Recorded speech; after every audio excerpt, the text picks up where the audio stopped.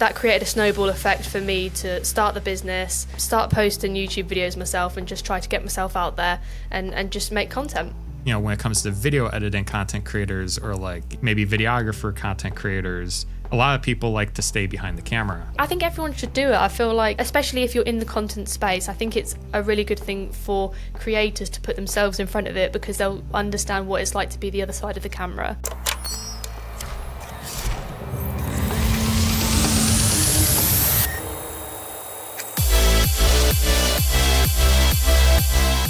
Welcome to the Post Show Podcast. I'm your host, John the Video Guy. In today's episode, I sit down with Kelsie Springall. Kelsie is the co-founder of Fever Days Productions and is also a content creator right here on YouTube. In our conversation, we talk all about video editing, how she got started in video production, and her journey as a content creator. I'm excited to bring this episode to you because I believe it highlights some of the most important aspects of content creation and why even you, yes you, if you're a video editor watching or listening to this, to become a content creator yourself. But before we get into today's episode, I want to give a quick shout out to Riverside. I used Riverside to not only record this episode of my podcast, but I also used their Magic Clips feature to automatically create short form pieces of content from the original podcast recording, saving me hours of time. And we all know how precious our time is as video editors. So if you'd like to check them out, you can use my link down in the show notes and start a free trial today. You can save up to 15% off one of their plans by using my coupon code JTVG at checkout. Thank you, Riverside, and now please welcome Kelsie Springall to the show. Kelsie, welcome to the show. Thank you for having me. It's a pleasure. Yeah. We were talking a little bit off screen, and I'm excited to have you on because you're not only a video editor, videographer, you know, you're in the video world, but you're also a content creator as well. And yes. I don't know, for me, it's a little refreshing having someone, you know, that's also a content creator because I feel like a lot of us video professionals like to stay behind the camera. So I look forward to our conversation. Thank you again for being on today. Yeah, no, I'm looking forward to it. It should be good. Let's start with your backstory. So you started your business, Fever Days Creative. Tell us a little bit how you got into video production and videography. Yeah. So it's kind of a funny story. I kind of fell into video and video production kind of by chance, really. When I was 16, we had the option of choosing different subjects that we were going to take to further our education. And at the time, the subject that I wanted to take actually got dropped. And so the only sort of option that was left was film. And anyone who knows me personally will know that I'm not the biggest film buff at all. I actually hate watching films. If you name like a big Hollywood film, chances are I haven't seen it. Not watched Lord of the Rings, Harry Potter, or anything like that. But something that I have always liked and have always enjoyed has been YouTube and social videos like Instagram videos, campaigns, adverts, things like that. So I decided to take film just on a whim, just to see if I liked it. And that's when that sort of, I think taking film sort of fueled my enthusiasm to pursue it as a career. So after taking that class, I then went on to university to do film. That created a snowball effect for me to start the business, start posting YouTube videos myself and just try to get myself out there and just make content. Awesome. That's an interesting backstory. And what's funny is I can kind of relate because I'm not into films either. I don't, you know, it's very similarly if someone says, oh yeah, that film, I'm like, I don't know either. But yeah, I feel like we share a lot of the same things because I enjoy watching YouTube as well, not only being a content creator, but also just being, you know, watching the content on YouTube. So you started your production company. I was curious, how did you start? What were your ideas? Like, how did you start, you know, getting your first few clients? Kind of take us through how you started your business. So I initially started my video production company back when I was at university. So me and one of my course mates at the time, we sort of joined forces because she was brilliant at all the things that I was bad at and I was good at all of the stuff that she was bad at. So for example, she was really into cinematography, camera work, whereas I was more focused on the editing and sort of producing side of it. So we tended to work quite well together. So we decided, hey, let's not just focus on this in a school setting, but maybe we should take it outside and see if we can get some real life business. So we built the business at university, and then after that we sort of leveraged her parents really, because they were business people. They had a lot of people that they knew who needed video work, so we just leveraged connections and then just started working on pretty pants little video projects. But obviously that built the foundation to keep getting our name out there and just keep getting clients. But most of our clients has mainly been through word of mouth and referrals. Definitely, yeah. And I can speak to that too, because like a lot of the business I get is definitely from referrals. It's from getting that first like opportunity and then building from there. And that person might recommend you to other people they might know that may need video content. So you are based in the United Kingdom. I was curious just to ask you, like, is video production a big industry there, or is it kind of like a smaller niche type of, industry? Here in the United States, it's relatively smaller. Yeah. You almost have to know someone to get into like film or like, very much like network based. But I was curious how the industry is in the United Kingdom.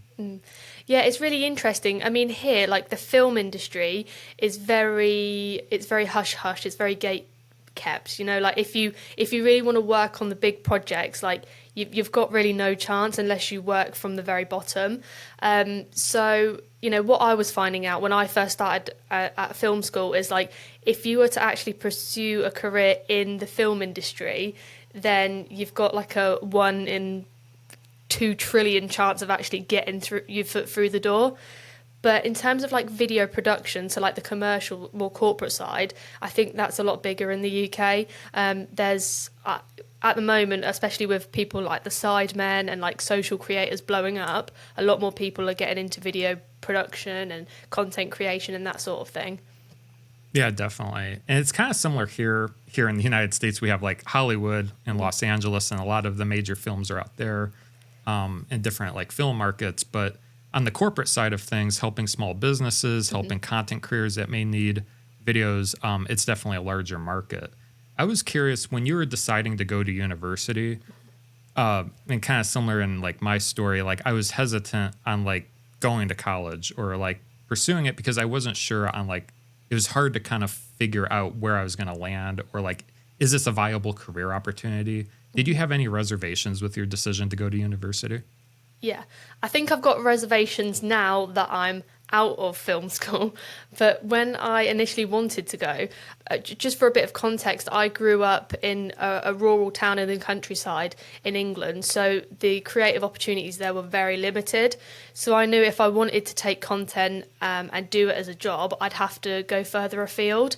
So going to university was my only option to sort of branch out a little bit, experience different opportunities and sort of expand my network. So I went to Middlesex University down in London, and London is sort of like the creative hub of the UK, I would say, that and Manchester. So my whole idea for going to university was mainly just to get out there and just get out of my small town and just go experience something a little bit different. Yeah, definitely. Awesome. I wanted to ask about your skill sets because you mentioned that your partner fills in kind of like the gaps where you're not maybe as strong on. Yeah. So when it comes to your business, like what are your specialties per se? And like, how do you structure? Do you like have other editors, maybe other animators? Kind of tell me how a little bit more about how your business is organized. Yeah.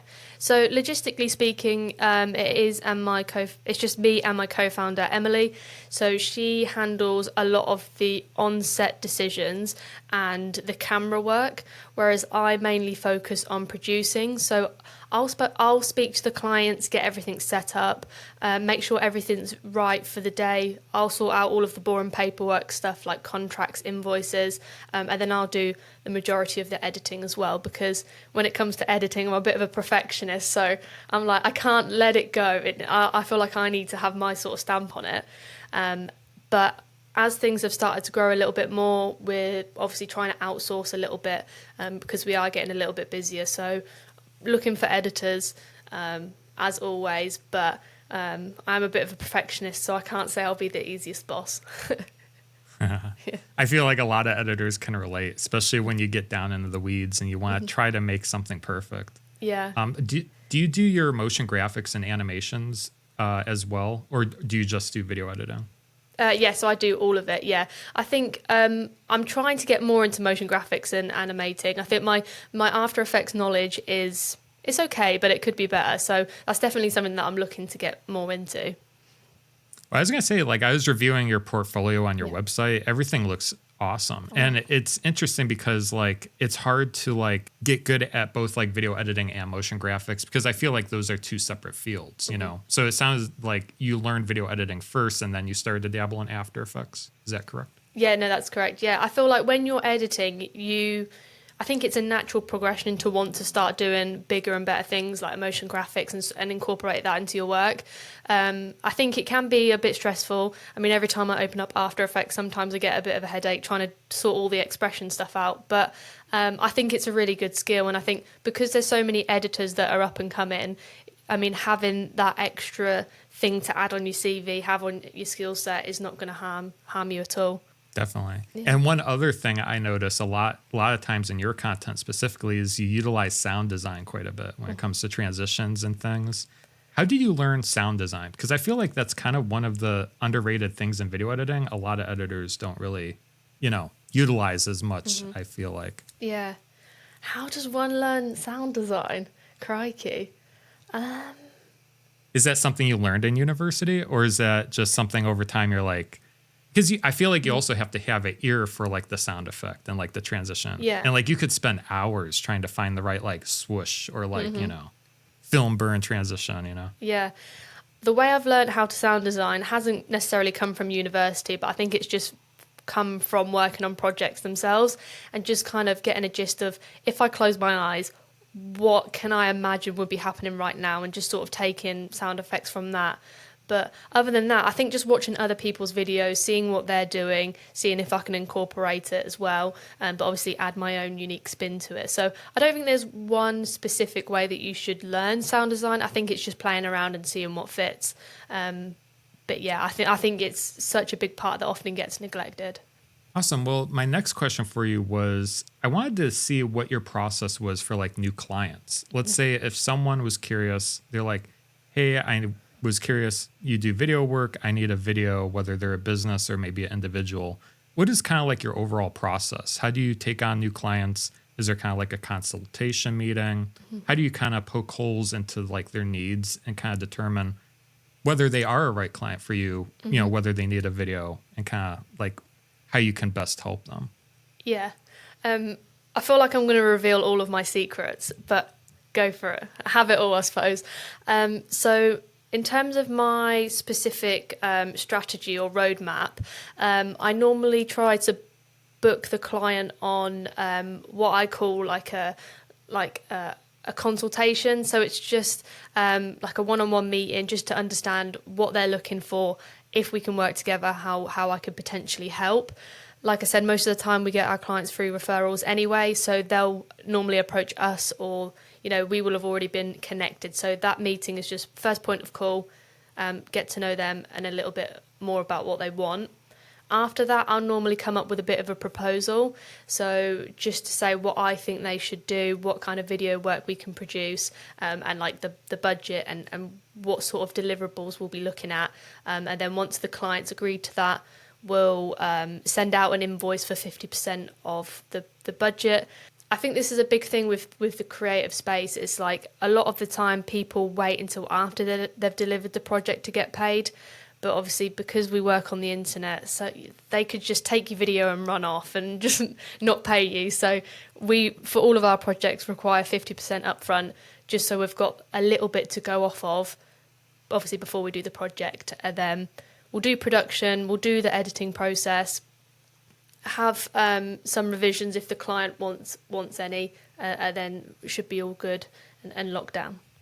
Yeah, definitely. I feel like you do always need to ask for like, money up front, because especially if you're working with someone you don't know, and like you said, over the internet, you just never know if, you're going to get ghosted, or you start working on a project and they just like disappear.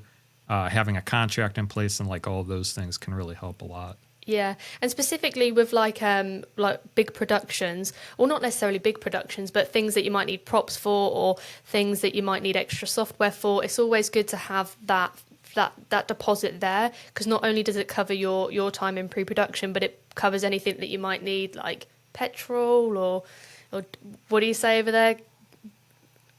Gasoline. Gasoline. Yeah, that's what I was thinking. Yeah. Gas. Yeah. So We call it gas. yeah. So yeah, that 50% can get you some gas. It can get you some software. I know we did a project and they wanted to use some footage, but it was almost unusable. So I had to buy neat video software to make sure that it was somewhat usable.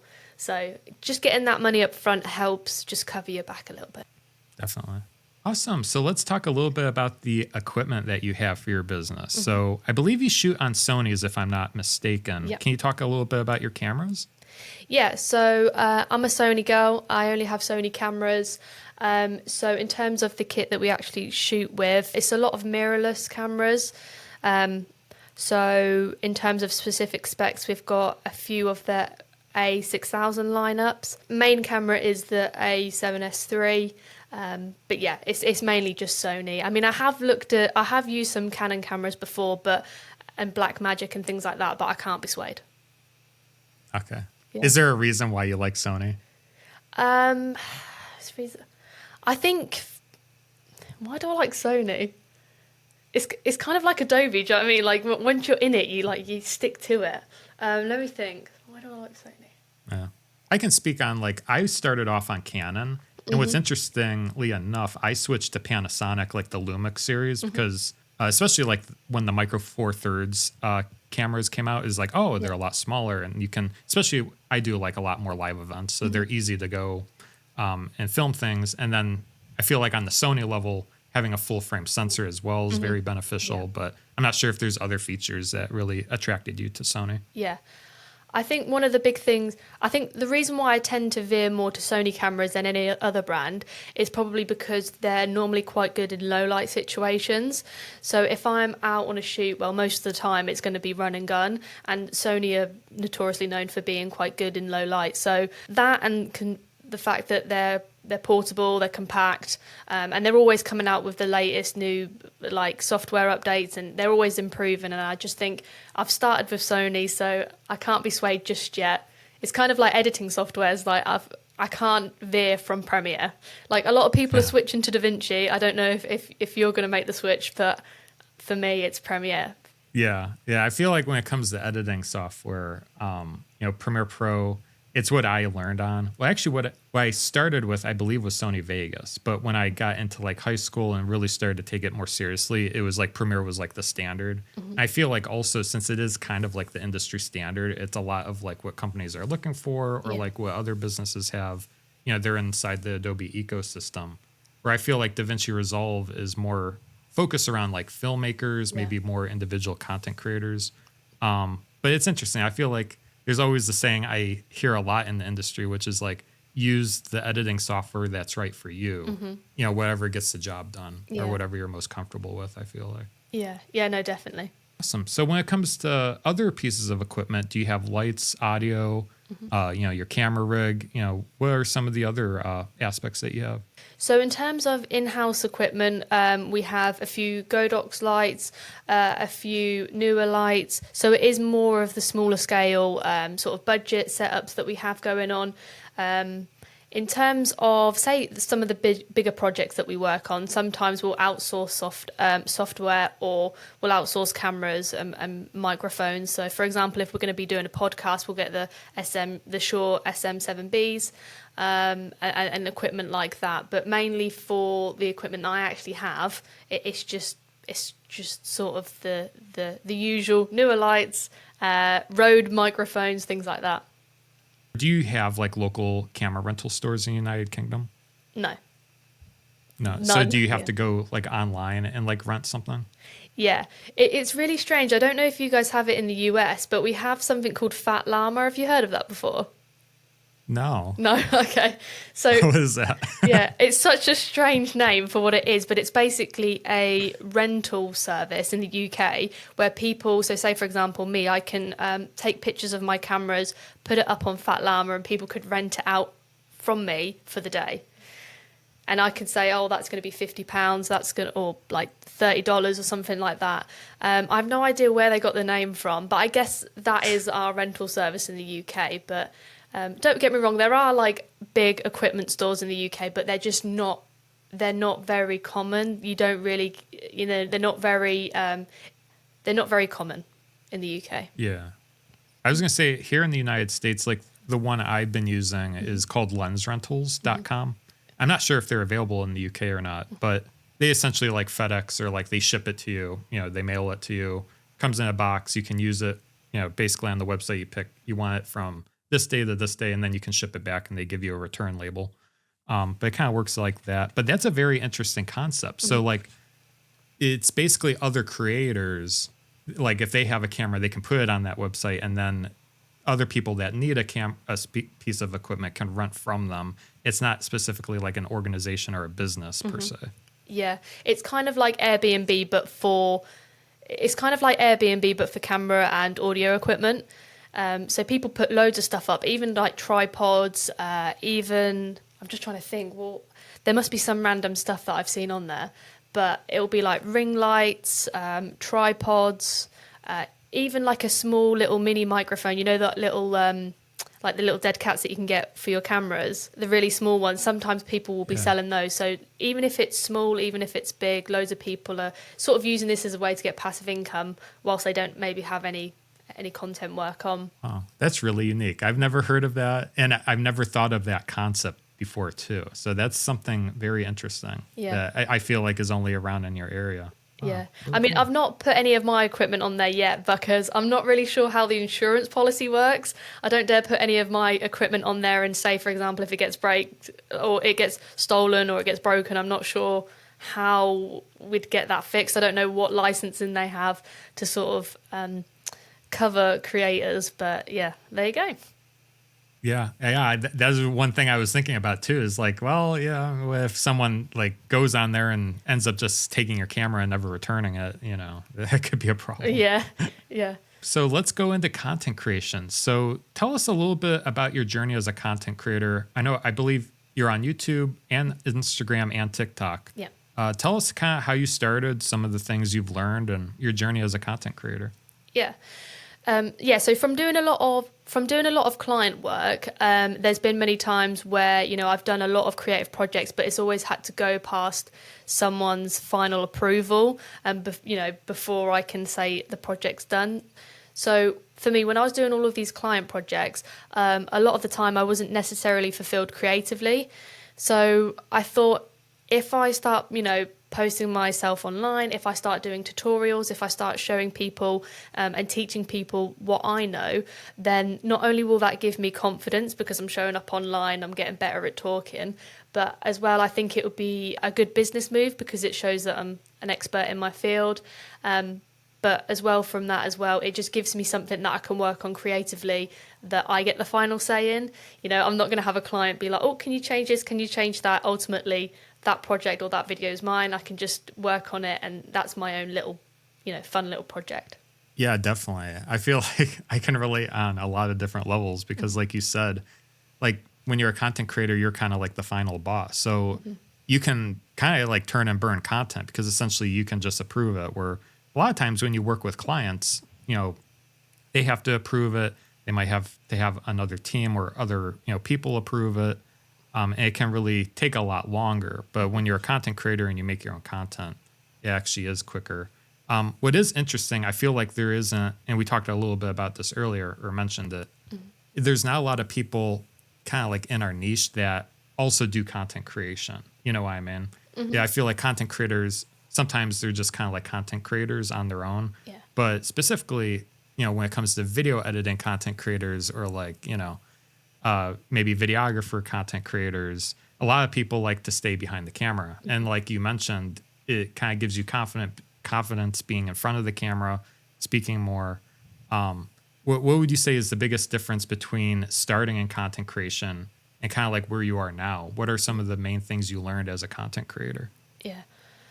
I think from producing content myself and being in front of the camera, I have built so much confidence.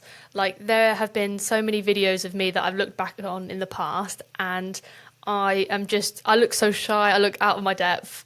I mean, I'm probably umming and erring a lot on this because, this is, podcasting is not necessarily I've done a lot before, but, from filming myself and just going through the process again and again and sort of learning it, I've built more confidence. I think I've got better at sort of presenting, talking about my field, and I think everyone should do it. I feel like especially if you're in the content space, I think it's a really good thing for creators to put themselves in front of it, because they'll understand what it's like to be the other side of the camera, and they'll sort of get another sort of perspective on the entire process. Yeah, definitely. It's something I always meet other video editors or even people I work with, and it's like, when are you going to start your YouTube channel? Yeah. Like, always trying to encourage people to get started on it. Yeah, definitely. So, what would you say you've learned? If I flip the question back, what would you say you've learned from doing it? Yeah, I think I've learned, I think confidence is a big thing, or just being comfortable on camera. I feel like that's a big thing, you kind of have to overcome at the beginning. And communicating effectively, I feel like, too, because as a content creator, you have to really get across the point really clearly and concisely, when you're trying to appease the algorithm, and trying to really get to the point, get to the meat of the content. But I think it's a lot of communication skills. I would say I learned a lot. Yeah. So you're on YouTube, Instagram, and TikTok. I was kind of curious, which platform do you like enjoying creating content on the most, would you say? So my answer might surprise you, because I don't post as regularly as I probably should on this platform, and I post on the others more, but I would have to say my favourite is YouTube, mainly because it's evergreen. I feel like the community is a lot nicer on YouTube. There's a lot more opportunity. A video that I filmed last year can still be relevant today, whereas on short form platforms like Instagram and on TikTok, a lot of the time if you post a video, that piece of content has a sell-by date. In 3 days' time, it's probably gone. It might resurface back later on, but not to the extent I think a YouTube video was, or would. Sorry. So I think YouTube's got to be the main one. Yeah, definitely. That's why I always focus on YouTube, is because of the evergreen content. Because videos I made like 4 or 5 years ago, they're still getting recommended if the topic's still relevant. Yeah. But like TikTok and Instagram, I never really figured out really the algorithm, or really, especially Instagram. And what's interesting about Instagram, I feel like their algorithm has changed quite a bit since like I started like posting consistently maybe 2-3 years ago on there. But I feel like the growth opportunities are not the same. And TikTok, I feel like TikTok's TikTok, but yeah.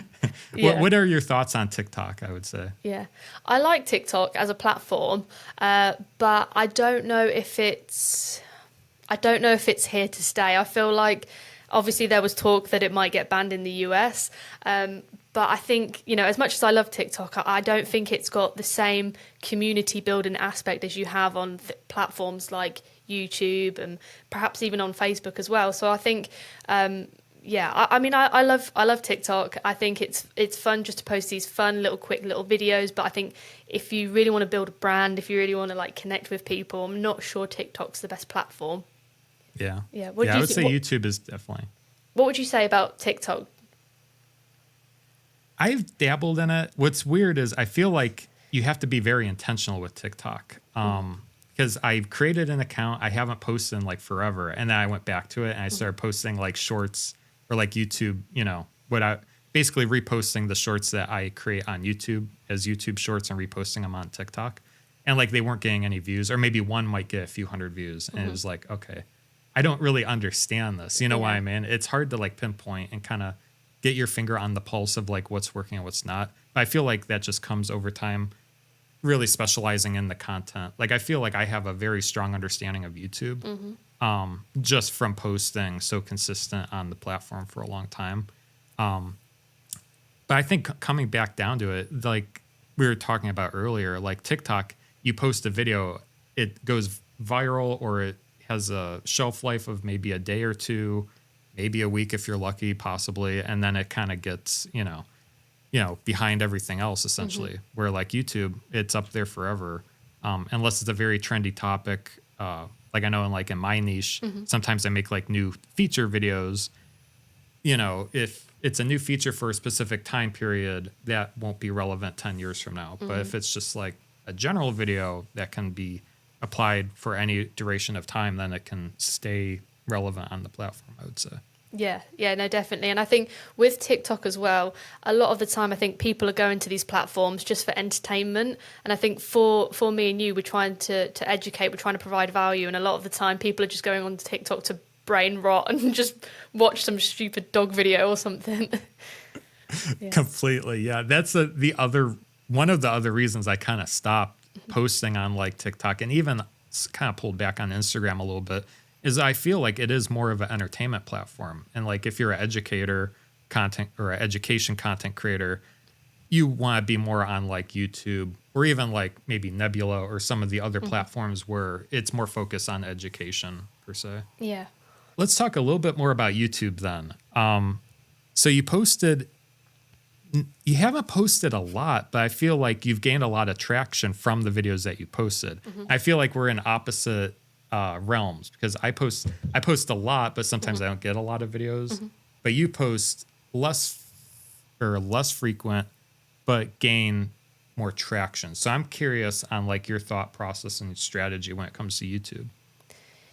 So my strategy for YouTube is to overthink it and say, I'm going to post once a week and then never do it. And then 2 months have passed. And then I'm like, shit, I should get a video out. And then I'll do that video. And then I'm like, I can rest now for another 2 months. But in all seriousness, I'd like to be a lot more consistent with it. I think my initial sort of process has just been to create videos that I want to make and what people in my sort of community are looking for.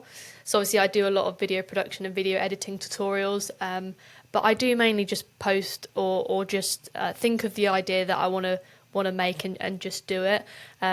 What are some of your growth strategies when it comes to YouTube? Like, is there things that you lean into that you found that work? Like for me, it was like more search-based content. And that's kind of how I grew my channel, but I'm not sure if it's been different for you. Yeah. With a lot of my content, when I first initially post it on YouTube, it barely gets many views. It's only sort of after the first few months that it starts to pick up and gain some attraction. But some of the main sort of things that I do to help rank higher in search is use TubeBuddy, platforms like that, and vidIQ, just to search for keywords, optimize my video properly, and give it the best chance of doing well, really. But I think with content on YouTube, I think you just have to keep churning it out just to see what works and what doesn't work. I'm sure you'll agree that you just, after you've been doing it for so long, you understand, okay, this is what's going to do well. Maybe this won't do well. And you've just got to find a balance of doing content that you want to make and content that's going to do well as well. Yes. And sometimes that's hard to do because like, you kind of get into a rhythm of like understanding like what titles and thumbnails might do well. And you don't want it to come off too clickbaity, but then at the same time you want to tweak it and like add your own style or like the way that you want to present the information into the video. So it is a delicate balance, I feel like. Yeah, definitely. And you might even initially post a video and it have specific details, and then I know, for example, when I've posted videos in the past, I've looked back a few months later and thought, God, that title's rubbish or that thumbnail's rubbish, and tried to rework it. So I think it's just all about constantly improving and just trying to get the knack of it, really. I wanted to ask you a little bit about managing, since you're a video editor yourself, editing for other clients, how do you manage balancing YouTube or content creation with like your client work? Do you have any strategy when it comes to trying to do both at the same time? Because that's something I kind of had to figure out over time. I think I'm still learning. It's so tough, isn't it? Just to try to keep everything balanced. I think I'm a massive Notion fangirl.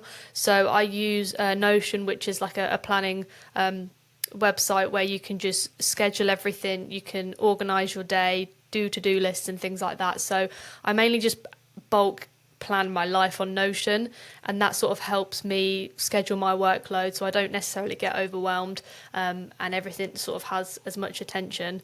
But I think where I currently am within my career and stuff, I think client work is always going to be coming first. So client work is always going to come first for now, and everything like my YouTube is going to be on the back burner. But as much as I say to myself, I'm going to be more consistent, I'm going to pick it up, obviously something always comes up where I'm like, oh, I can't do it now. But yeah, I think client work comes first. But yeah, I just try to schedule and just keep myself spread out across all areas. Are you monetized on YouTube? I can't remember if we mentioned that or not. Yes, so I am monetized on YouTube. I got monetized back January 2024. I don't make millions. I'm not at Mr. Beast level, but obviously it is passive income that I don't necessarily have to work for. So yeah, it does definitely help. But yeah, I am monetized. Yeah, and I feel like it's tricky because you have to get to that 1,000. Or I think they changed it. I think they changed it to 500 subscribers now. But then the watch hours are always difficult because I wasn't sure, since you have 26 videos, getting 4,000 or 3,000 hours of watch time was probably hard to get to. Would you say? Yeah, it was the watch time that I needed to increase rather than the subscriber count. Once you've surpassed that 1,000 subscriber count, the subscribers just to keep coming and you sort of start to forget. I think I was just counting down, being like, oh, I'm like 50 to go, 49 to go. And then once I've hit 1,000, I'm like, I don't even look at it anymore. It's just, I just forget about it. I don't know if you're similar to that. Yeah, I'm kind of like in that, especially since I'm at 10,000. I feel like now it's like, okay, well, it's going to be a long time if I even get to 100,000. So I kind of took my eyes off the subscriber number. Yeah. But you'll blink and it will be at 100K and you'll get your little plaque and you can have it in your background. You never know. Yeah. What's funny is there's different websites where you can like track like over time, like when you'll reach that, or like you can kind of do the math and be like, okay, well, if I'm getting X amount of subscribers, and say if it's just at least consistent, it doesn't maybe go up too much or down too much, you can kind of try to calculate it. And I think I did this a few months ago. I calculated like it would take me like 15 years at the current rate of growth to get to the 100,000. Do you have another 15 years in your YouTube career to go? I feel like I can get there. Yeah. It'll be like one of those lifelong achievement awards type of things. Yeah, but definitely. Yeah. It's interesting. I feel like it was easier like 10 years ago to grow on YouTube than it is now, especially with how saturated it is, especially in video editing. I know that's one thing we have in common, creating tutorials and things. Yeah. But yeah, it's definitely an interesting platform. Awesome. So let's talk more about video editing. So I'm curious, we talked a little bit about Premiere Pro before, but what are your overall thoughts on Premiere Pro? You alluded to like a lot of people are switching. What are your thoughts on Adobe and Premiere Pro as a software? As an entire software, I love Adobe. I mean, a lot of people hate it, or they make memes up saying that they hate it and that when Premiere crashes, they go mental. But I think for me personally, I've not really had any problems. I think with any software, there's going to be pros and cons to it all. But I've always used Premiere. And for me personally, if I know a software, it's very hard for me to be taken away from it. If I know it and I've got all my shortcuts, everything's set up, it's going to be very hard to move me across. So I think in terms of Adobe, how they've streamlined everything's integrated really well. And I don't think I could move. Yeah, definitely. I feel like I'm kind of in the same boat. I switched to DaVinci Resolve for, I think, like 3 months or so. And it's just the integration, especially with the other software, because I'm big in After Effects or like Photoshop. And it just makes sense, especially if you're a business owner. You kind of do a little bit of everything where you might need to hop into Photoshop, tweak something. You just have access to all the tools that comes with Adobe Creative Cloud. But yeah, like I said, I think it really comes down to whatever software works best for you at the end of the day. Yeah, definitely. And one thing I will say about Adobe as well that I find is that they're very innovative. Like they're always coming out with different AI models or different features. Like they're always trying to, improve their software. So, recently I just noticed actually this week that on my Premiere, there's got the, the clip extender tool? It's currently in beta version, but stuff like that is just insane. I don't know if software like Final Cut Pro or DaVinci have incorporated that yet, but I feel like Adobe's always been a bit ahead of the curve. But yeah, they just need to sort their rendering times out, and then I think everyone will be on their fan club. Yeah, definitely. And actually, they just released it in the latest version. I think it just came out like yesterday, so it's very, very new. One of my favorite new features is the AI, the search panel. So essentially, they made a new panel in Premiere Pro where you can just search and use AI to find clips in your project. So if you're searching for like close up, of this thing, it'll find it. It'll basically look at your footage that you imported, and it'll find that clip for you. Yeah. I thought that was really cool. Yeah. But yeah, they've come out with a lot of cool features here and there. Yeah, it's so smart. Like some of the stuff they're coming out with, I'm quite impressed by it, and also scared at the same time. Awesome. So I wanted to ask you about how you organize your files, because I feel like every video editor has a different method of organizing files. Do you edit like on your hard drive? Do you edit directly on your computer or an external hard drive? How do you kind of archive your files? Because I can imagine as a business owner doing a lot of different projects for different people, you probably build up quite an archival system. So I was just curious on your process of archiving. Yeah. So my current process of storing footage and editing and things like that, I mainly just use all of these, which I know isn't the best, but it's mainly just SSDs, things like that. I am looking to hopefully maybe invest in like a NAS system. So obviously I can have all of that storage, but at the moment it is just external drives. Normally, for example, if we get a new client, we'll buy a new hard drive or new SSD and all of their footage will be kept on that. But most of the time in our contracts and stuff, there'll be a clause to say about how long we're going to keep that video on file for. Once we've sent it to them, they need to keep it safe as well. We typically hold client projects depending on how useful it's going to be for us for like show reels and stuff. We normally keep it for about 2 years, and then if not, we'll just put it in a random cupboard somewhere, or we'll get rid of it if it was a really bad project. Yeah, and it can build up over time. I mean, yeah, you can. I think I have quite a few. So I started my business. I went full-time freelance just this past year, but even now I have like 3, 4, 5. They're starting to build up. I'm like, I'm going to need to buy like a shelf or something. Yeah. Start putting them all. Yeah, no, definitely. And I think as well, because a lot of cameras, when you film something, for example, normally the file sizes before, they might have been a bit smaller, but now a lot of cameras, they're doing 4K, they're doing bigger resolutions. So, the file size behind that is getting more hefty. So I'm looking to upgrade it, but at the moment it's just portable hard drives. Awesome. So I wanted to ask you, what are some must-have tools that you have as a video editor where you'd be like, I cannot live without this? Whether it's a plugin or maybe a pack or something that you use on a daily basis as a video editor. The first plugin that I probably couldn't live without would be Autopod.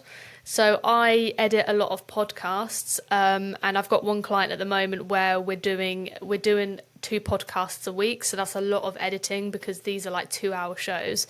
And so I use Autopod just to cut to different speakers, and that sort of frees up my time a little bit so I can just run through the edit, cut out any bits that are not required, get rid of all the fluff, but I don't have to use any sort of multi-camera sequences or anything like that. So I think Autopod has been an absolute game changer for me. But other than that, things like Neat Video has been good to clear up noisy footage. I'm not sure if my video is probably noisy because I'm filming on an old webcam, but get some Neat Video on this. That's been really helpful. And yeah, I think those are sort of the main 2. Obviously, because I've been editing for so long, I've built up my own sort of presets and things that I've got in my effects panel. But yeah, I think those are the main ones. Which ones would you say that you used a lot? What's funny is being a content creator, sometimes you get like packs and things, or like, can you make a video for free and we'll give you a pack? But one I've really been enjoying lately is the AE Juice I Want It All bundle.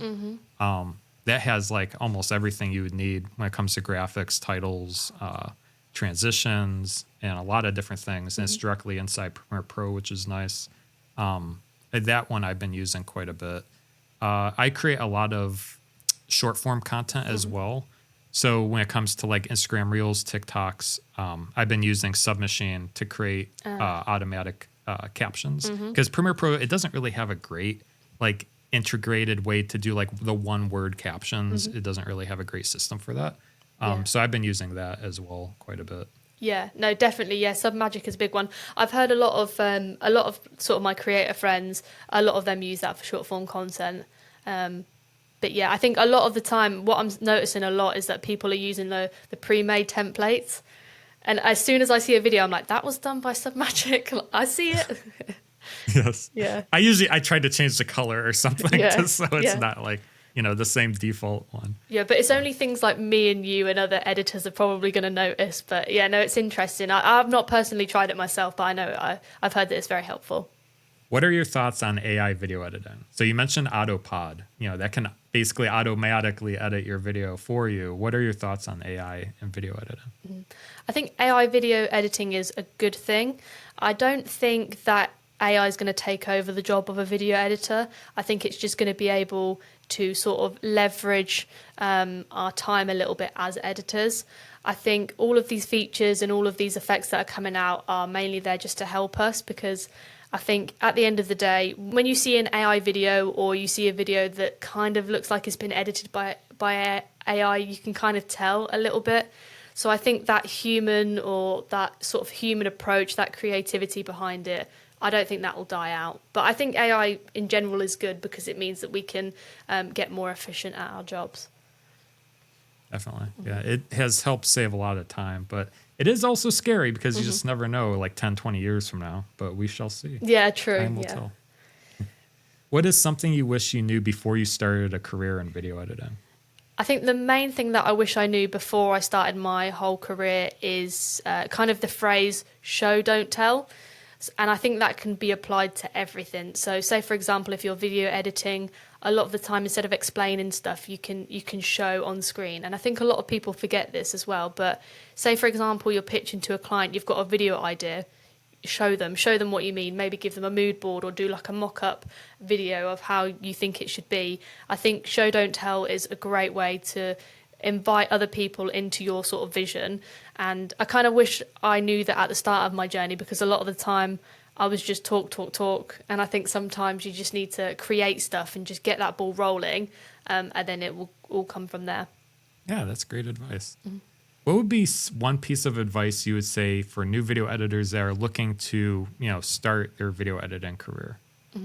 My main sort of advice for video editors would mainly be just to keep practicing.